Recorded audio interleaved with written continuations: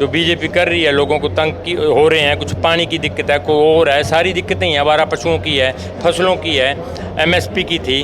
तो इन्होंने हमेशा उस चौधरी देवीलाल की नीतियों को आगे रखते हुए उस विधानसभा जो प्लेटफार्म है आवाज़ का, वहाँ बुलंद करने का काम किया है। हरियाणा के लिए कुछ किया आपको लगता है प्रधानमंत्री ने? सवाए जात पात के सनाब भाईचारे को लड़वाने के लिए कुछ नहीं किया जी।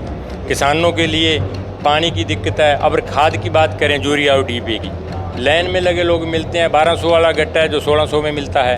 हरियाणा के लिए क्या किया? लोगों किसान हैं जो सारे हमारे, इनको तो पानी की ज़रूरत है, खाद की ज़रूरत है। सुनील जाखड़ जी इनके प्रदेश अध्यक्ष है, वो बराबर बैठे हैं उनके, तो उनके बारे में क्या चर्चा करनी, सब पता है। लोगों को बेवकूफ़ बनाने वाली बात है। लड़ाई तो चौधरी देवीलाल की पार्टी ने ही लड़ी है पानी की, और इंडियन नेशनल लोकदल ने ही लड़ी है। 2017 में भी हम SYL का जब झंडा बुलंद किया था। नमस्कार, आप देख रहे हैं द भारत खबर। इस वक्त हमारे साथ है इनेलो के वरिष्ठ नेता और सिरसा जिला प्रधान जसवीर सिंह जस्सा जी। इनेलो जो है लगातार अपने संगठन का विस्तार कर रही है। क्या लगता है सिरसा के अंदर कहां तक पहुंचा विस्तार? अभी विस्तार तो जारी है। जनरल बॉडी तो हमारी कंप्लीट होगी पार्टी के सुप्रीमो के आदेशानुसार, और दूसरे जो 15 प्रकोष्ठ हैं, 15 प्रकोष्ठों को हम मेरे ख्याल हफ्ते 10 दिन के अंदर कंप्लीट कर देंगे। जैसे आज का भी जो कार्यक्रम था, इसमें भी कार्यकर्ताओं से मिलना हुआ कि आइडेंटिफाइड भी हो जाते हैं अभी कार्यकर्ता कौन से काम करने वाले हैं। वैसे तो पता ही है सर से जिले का, खैर। और पार्टी का जो हर घर झंडा अभियान है, उसके तहत भी आज, क्यों बीच में से हमने शुरू किया था, उसके बाद जो थोड़ा सा वो देश के अंदर जो वो युद्ध तो नहीं कह सकते, जो थोड़ा सा मॉक ड्रिल भी नहीं कह सकते उसको, चलो थोड़ा सा शरारत हुई थी पड़ोसी देश से, उसकी वजह से हमने रोक दिया था। तो आज हमने ये अभियान दूसरी बार फिर चलाया है, और ये डबल ही में दूसरा तीसरा चक्कर है मेरा। इसके बाद फिर अब एलनाबाद कालांवाली हो गया था, रानिया भी हो गया, तो धीरे धीरे ये सिरसा हल्का भी अभी बचा है, तो ये 10 दिन 20 दिन ये चलता रहेगा महीना। क्योंकि सिरसा जो है वो इनेलो का गढ़ रहा है हमेशा से ही, तो यहाँ पे कितना रिस्पॉन्स आप मानते हैं कि कितने लोग जो है वो आगे आ रहे हैं कार्यकर्ता के रूप में पार्टी को आगे बढ़ाने के लिए? तो आपने आज देखा होगा कि ये 4 नंबर जोन है, 15 गाँव का प्रोग्राम था, तो सारे विधानसभा हल्के का तो था नहीं, ये 15 गाँव का था। 15 गाँव के आप देख लो, ये तो जैसे 2 विधानसभा हल्कों की मीटिंग होती है ऐसे करी है कार्यकर्ताओं ने। तो उत्साह तो है, क्योंकि मौजूदा व्यवस्था है उनसे लोग फेडअप हो चुके हैं। कांग्रेस का कोई संगठन नहीं है, एक दूसरे की टांग खिंचाई है। तो बाकी जो आपने कहा है अभी चौधरी साहब का जो गढ़ है, तो उसमें कोई शक वाली बात भी नहीं है। क्योंकि चौधरी ओम प्रकाश चौटाला के जाने के बाद फिर से इनेलो जो है बड़े ही एक्टिव मोड में नज़र आ रही है। जगह जगह पे जो है संगठन विस्तार के अलावा कई ऐसे हरियाणा के मुद्दे हैं, चाहे वो पानी का मुद्दा हो, तमाम तरह के मुद्दे उठा रही है।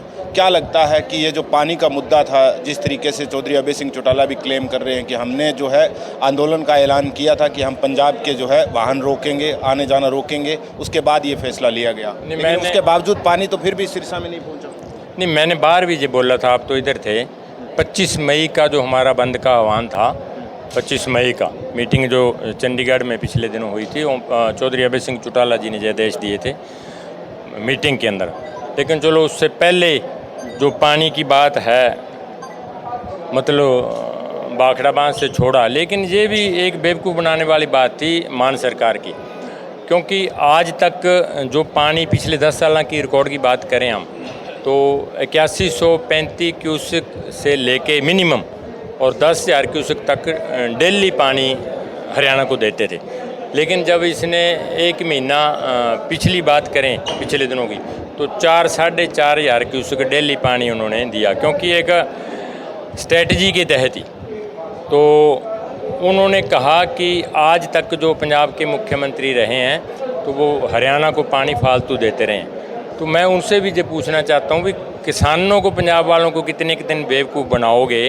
3 साल तो आपको भी हो गए मुख्यमंत्री होते हुए, तो आपने भी नहीं संभाला, भी फालतू जा रहा है पानी 10,000 क्यूसेक। सिर्फ ये प्रस्तावित चुनाव हैं जो जनवरी 2027 में, उसको मद्देनज़र रखते हुए पंजाब के किसान को बेवकूफ़ बनाने का काम किया है। इसलिए हमारा हरियाणा का जो हक था, पानी था, उसने रोकने का काम किया। अब क्या मानते हैं, क्योंकि मैं यहाँ सुन रहा था मंच पे भी कुछ लोग ये बोल रहे थे कि इनेलो अभी जो है वो कमज़ोर है, नहीं, लेकिन क्या वाकई अब उठ रही है उस कमजोरी पहले ये बात क्लियर कर चुका, हर आदमी के अपने अपने विचार हैं, इनके अलग विचार हैं, मेरे अलग है, इनके अलग है, विचार होते हैं अलग अलग। हर आदमी का काम करने का तरीका होता है, मेरा काम करने का तरीका हो रहा है, इनका हो रहा है, इनका हो रहा है।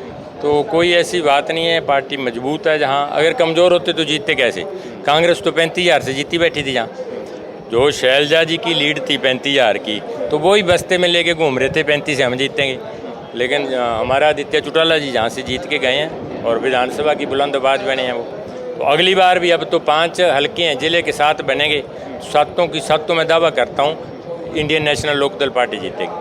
क्योंकि अभी तक चुनाव के बाद में हमने देखा कि विपक्ष की भूमिका जो है वो इनेलो ही निभा रही है, कांग्रेस अपना विपक्षी नेता नहीं चुन पाई। इस पे क्या कहेंगे, क्या वाकई कांग्रेस के पास अब नेतृत्व बचा नहीं है हरियाणा में? ये कहने की बात ही नहीं है। 13-14 साल से विपक्ष का नेता क्या, इन्होंने जो संगठन का ढांचा होता है, जो जैसे जिला अध्यक्ष बनाया है मेरे को, आज तक कोई अध्यक्ष है आप बता दो भी जिला अध्यक्ष कांग्रेस का कौन से ज़िले में कौन है? और जहाँ तक विपक्ष की भूमिका होती है तो भूपेंद्र सिंह हुड्डा जी ने जो काम किया वहाँ बीजेपी के साथ मिलकर के, तो वो तो 16 सीटों पे ऐसे कैंडिडेट दिए, तीसरी बार जो मौका इनको दिया वो तो भूपेंद्र हुड्डा को ही क्रेडिट जाता है, नहीं तो तीसरी बार रिपीट होती ना जी बीजेपी सरकार। और जहाँ तक इन्होंने विपक्ष का नेता आज तक नहीं बनाया, और कई पोस्टें ऐसी होती हैं जैसे वाइस चांसलर लगाना है यूनिवर्सिटी के अंदर, सूचना आयोग हमने नियुक्त करने हैं, अब पिछले दिन हो भी गए, लेकिन ये विपक्ष के लीडर के साइन होते हैं, क्योंकि चौधरी अभय सिंह चौटाला विपक्ष के लीडर रहे हैं 5 साल, हमारे को इसका पता है। तो फिर उन्होंने क्या किया कि एक कानून के तहत जो कोई पुराना विधायक था, जैसे रघुवीर कादियाना जी इनके पुराने विधायक हैं, उनको उन्होंने एक उस कमेटी का मेंबर बना के जो अपना टाइम पास किया है सरकार ने, और वो सूचना आयोग और वाइस चांसलर जो यूनिवर्सिटीज़ के लगाए हैं, तो फिर वो अपना खाना पूर्ति करिए। लेकिन विपक्ष का नेता ज़रूरी था, क्योंकि जो विपक्ष की भूमिका होती है, जो हरियाणा प्रदेश के अंदर जो हो रहा है, तो वो तो अपनी विधानसभा के अंदर एक प्लेटफार्म है, अपनी आवाज़ वहाँ उठाएं, दबे कुचले लोग हैं उनकी बात कहनी चाहिए। लेकिन जो 37 आदमी हमारे 2 हैं, अर्जुन चौटाला जी और आदित्य चौटाला जी, इन्होंने 90 के 90 विधानसभा हलकों में जो प्रदेश के अंदर जो हो रहा है, कुछ जो बीजेपी कर रही है, लोगों को तंग की हो रहे हैं, कुछ पानी की दिक्कत है, कोई और है, सारी दिक्कतें ही आवारा पशुओं की है, फसलों की है, एमएसपी की थी, तो इन्होंने हमेशा उस चौधरी देवीलाल की नीतियों को आगे रखते हुए उस विधानसभा जो प्लेटफार्म है आवाज़ का, वहाँ बुलंद करने का काम किया है। कांग्रेस नाम की तो मैं तो मानते नहीं विपक्ष की भूमिका में है। ये तो रही विपक्ष की बात, क्योंकि अब सरकार तीसरे टर्म के करीब 7 महीने पूरे हो गए हैं, नायब सिंह सैनी मुख्यमंत्री है, कैसे देखते हैं इस सरकार के काम को आप? मुख्यमंत्री का तो हालात ये हैं भी, जिला अध्यक्ष होने के नाते मैं तो कहीं भी जा सकता हूँ, अभय सिंह जी ने फ्री हैंड कर रखे मेरे को, तो मनोहर लाल जी दिल्ली बैठे हैं, अगर कोई पटवारी की बदली करनी है तो वहाँ जाना पड़ता है उसको दिल्ली। मैंने पूछा, कोई अधिकारी से परसों बात हुई थी मेरी चौथे, मैंने कहा यार 2-3 इंस्पेक्टर हैं हमारे पुलिस में जहाँ ज़िले के, तो इनको इतनी करप्शन है, तो इनको कोई ज़िले से तो हमारे दूर कहीं भेजो। किसी से बात हुई, वो कहने लगे जी इनको भेजेंगे, पहले डीएसपीओं की लिस्ट आने वाली है, फिर इनकी बारी आएगी। तो डीएसपी की लिस्ट क्यों नहीं आ रही, क्या दिक्कत है?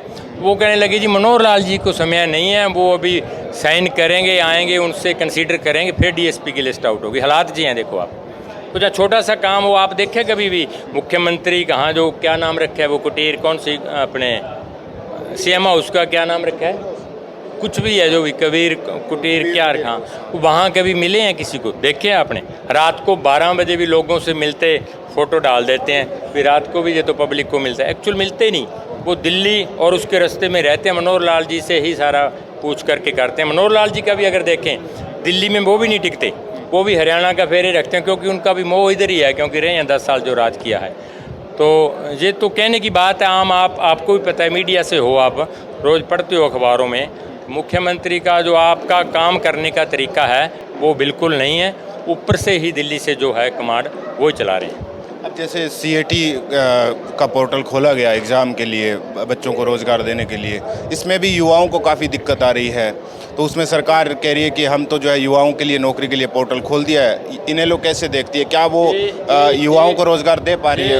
ये सारा कागजों के अंदर है। आपने ये भी देखा होना है कि ये मेरिट के अंदर हो रहे हैं। अगर यूनिवर्सिटी की बात करें तो यूनिवर्सिटी के अंदर जितने इन्होंने भर्ती की हैं, चाहे लेक्चरर है, कोई प्रोफेसर है, चाहे कोई क्लरिकल की पोस्ट है, इन्होंने निष्पक्ष तरीके से एक भी नहीं लगाया।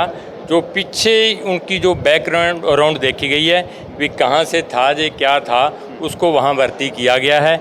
जहाँ तक आप परीक्षा की बात कह रहे हो, तो आज तक जितने पेपर्स लीक हुए हैं, आज तक किसी सरकार में हुए हैं? निष्पक्ष तो कुछ हुआ ही नहीं। 2-4 कोई मेरिट पे कर दिए, बाकी सारे 2 नंबर में इन्होंने करने हैं। तो निष्पक्ष वाली तो बात है ही नहीं। एक आखिरी सवाल ये है, क्योंकि देश के प्रधानमंत्री नरेंद्र मोदी 11 साल पूरे करेंगे 6 जून को, उनके कार्यकाल को और ये जो लेटेस्ट 1 साल का कार्यकाल उनका हुआ है, इसको आप किस नज़रिए से देखते हैं? क्या लगता है, क्या देश के प्रधानमंत्री इतने सक्षम देश को आगे लेके गए हैं? देश के प्रधानमंत्री ने चलो आज तक जो काम किया है ठीक होना है, लेकिन ये थोड़ा सा झूठ ना मारें तो ठीक है। मेरे ख्याल झूठ ज़्यादा मारते हैं। अब इन्होंने क्या किया है कि परसों संयोजक बनाए हैं इन्होंने प्रोग्रामों पे भी। 11 साल कंप्लीट हो गए, तो जो भी कार्यक्रम होगा बीजेपी का हरियाणा के अंदर, उसका एक संयोजक नियुक्त कर दिया उन्होंने। संयोजक का हालांकि काम तो और होता है संगठन के लिए, तो इन्होंने 10 दिन के लिए 15 दिन के संयोजक तो हमारे भी है पार्टी के, लेकिन हम जहाँ तक संगठन हमारा भंग नहीं होगा 3 साल 2 साल 4 साल तब तक वो रहेंगे। तो 10 दिन के लिए अपनी काम लगा रखे उन्होंने, उनको काम दे दिया, ले लिया। जे अब जगदीश चोपड़ा जी सीनियर लीडर हैं वैसे भारतीय जनता पार्टी के, उन्होंने भी राष्ट्रीय कार्यकारिणी में थे, तो उनको भी जहाँ 15 दिन के लिए, मेरे को तो समझ नहीं आती, भी काम लगाया, संयोजक बना दिया। तो काम तो सारा देश ही देख रहे हैं। जात पात के आधार पे ही चुनाव उन्होंने आज तक के जीते हैं, और जो सारा ड्रामा हुआ बिहार का चुनाव है, अब तो फोकस बिहार पे ही है इनका, तो ज़्यादा इन पे क्या कहना है, लोगों को पता है। हरियाणा के लिए कुछ किया आपको लगता है प्रधानमंत्री ने? सवाए जात पात के खिलाफ भाईचारे को लड़वाने के लिए कुछ नहीं किया जी। किसानों के लिए पानी की दिक्कत है। अब खाद की बात करें, यूरिया और DAP की, लाइन में लगे लोग मिलते हैं। 1200 वाला गट्टा है जो 1600 में मिलता है। हरियाणा के लिए क्या किया? लोगों किसान हैं जो सारे हमारे, इनको तो पानी की ज़रूरत है, खाद की ज़रूरत है। और नकली दवाइयाँ मैं आपको दिखाऊं कितनी पकड़ी है पिछली बार सिरसा के अंदर ही। तो कानून ऐसा बनाना चाहिए विधानसभा के अंदर, जैसे कानून इन्होंने बनाया भी, गऊ के नाम से राजनीति करते हैं जी। अगर गऊ के नाम से, गऊ को तो हम भी मानते हैं, गऊ के नाम से इन्होंने विधानसभा के अंदर प्रस्ताव लेके आए हैं, और 10 साल की जो कन्विक्शन है वो पास की है, 10 साल सज़ा होएगी। लेकिन ऐसा कानून भी बनाना चाहिए जो किसान को नकली खाद दे रहा है, नकली पेस्टिसाइड दे रहा है, उसको भी 10 साल की सज़ा होनी चाहिए। ये प्रावधान क्यों नहीं करते इसमें? तो दिक्कतें तो है ही आमजन को ही। चलिए थोड़ा सा इसमें एक और चीज़ जोड़ देता हूँ। लास्ट वाला ये है कि पानी को लेकर जैसे पंजाब और हरियाणा दोनों आमने सामने रहते हैं, क्या प्रधानमंत्री नरेंद्र मोदी को दोनों ही राज्यों के बीच मध्यस्थता नहीं करनी चाहिए तुरंत? मैं आपको बता दूं भी, हरियाणा के अंदर तो बीजेपी वाले कह रहे हैं हमें पानी नहीं दे रही पंजाब गवर्नमेंट। तो पंजाब का जब CM प्रेस कॉन्फ्रेंस करता है मान, तो सुनील जाखड़ जी इनके प्रदेश अध्यक्ष है, वो बराबर बैठे हैं उनके, तो उनके बारे में क्या चर्चा करनी, सब पता है। लोगों को बेवकूफ़ बनाने वाली बात है। लड़ाई तो चौधरी देवीलाल की पार्टी ने ही लड़ी है पानी की, और इंडियन नेशनल लोकदल ने ही लड़ी है। 2017 में भी हम SYL का जब झंडा बुलंद किया था, तो हम भी जेल में, मैं रह के आया हूँ अभी सिंह चौटाला जी के साथ पटियाला में। तो उसके बाद 50-40 हज़ार लोग ज़िले के अंदर जेल भरो आंदोलन छेड़ा था हमने, इकट्ठे होते थे। तो उसके बाद एक षड्यंत्र के तहत ही भाजपा को पता लग गया कि ये 2019 में सरकार अभी सिंह चौटाला के नेतृत्व में बनने वाली है। तो उन्होंने षड्यंत्र के तहत जो हमारे कुछ साथी थे उनको कुछ लालच दे के अलग किया, और जो साथी भोले भाले थे जो गाँवों के, उनके साथ चले गए। तो अब बेचारे आ रहे हैं सड़क पे हैं ना, वो पूछते हैं, क्योंकि हमारा ही परिवार है। वो जो साथी गए हैं, जो कार्यकर्ता गए हैं, वो हमारा ही परिवार है। धीरे धीरे वो भी वापस आ रहे हैं, और 2 महीने 6 महीने 4 महीने के बाद देखो आप एक मजबूत संगठन बना करके हरियाणा के अंदर एक सबसे मजबूत पार्टी के रूप में इंडियन नेशनल लोकदल उभरेगी। चलिए बहुत बहुत शुक्रिया आपका। ये थे जसवीर सिंह जस्सा, जिला प्रधान इनेलो।